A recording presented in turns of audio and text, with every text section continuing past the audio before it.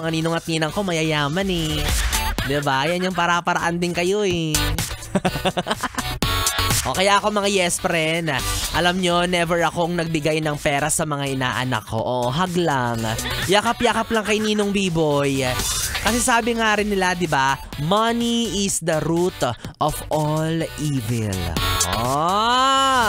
Sa pera nag-uugat ang lahat ng kasamaan. O kaya sa mga inaanak ko dyan, nakakasama ng ugali ang pera ha. Kaya hayaan nyo nang ako lang ang masama. Akin na lang tong pera ko. Damot ni Biboy. Ganun talaga. Hirap-hirap ng buhay eh. Alam nyo mga yes friend, pag bata man, na-appreciate naman yan lahat ng binibigay ninyo, di ba? Kahit ano pa ang iabot nyo dyan, masaya na yan. Hindi naman sila naghahangad ng magarbo, sapat na sa kanila yung marami silang natanggap. O, di ba? Kahit anong bagay pa yan. Oo, bukal sa loob nilang tatanggapin yan, isa sa puso nila yung nakuha nilang regalo mula sa'yo. Hindi naman yan sila nagpapagandahan, di ba? Instead, nagpaparamihan sila. Di ba nagpapayabangan yan? O, ikaw magkano nakuha mo? Ano yan? Ako naka 700, ikaw. Naka 1K. O, diba? O, hindi naman kaya sa regalo. Ako marami ako nakuhang regalo. Kasi marami akong ninong at saka ninang. O, diba? Wala naman yan sa quality. Nasa quantity. Masaya na sila dun sa marami silang binubuksan na ampaw. Maraming sinisirang gift wrapper. O, diba?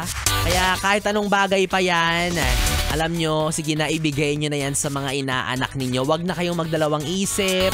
Huwag na kayong mahiya. Kasi nga sabi nila, diba, it's the thought that counts. O, tsaka sa hirap ng buhay ngayon, Diyos ko, dapat yung mga bata tinuturuan na rin natin na maka-appreciate ng mga bagay na matatanggap nila kahit ano pa yan. Kaya kapag nakatanggap kayo ng mainit na yakap mula kay Ninong B-Boy, magpasalamat kayo ha.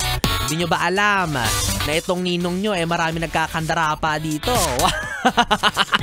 What na buhat si Seth? Marami nagkakandara pang naniningil ng utang. Kainis. Wala na guys mga yes friend.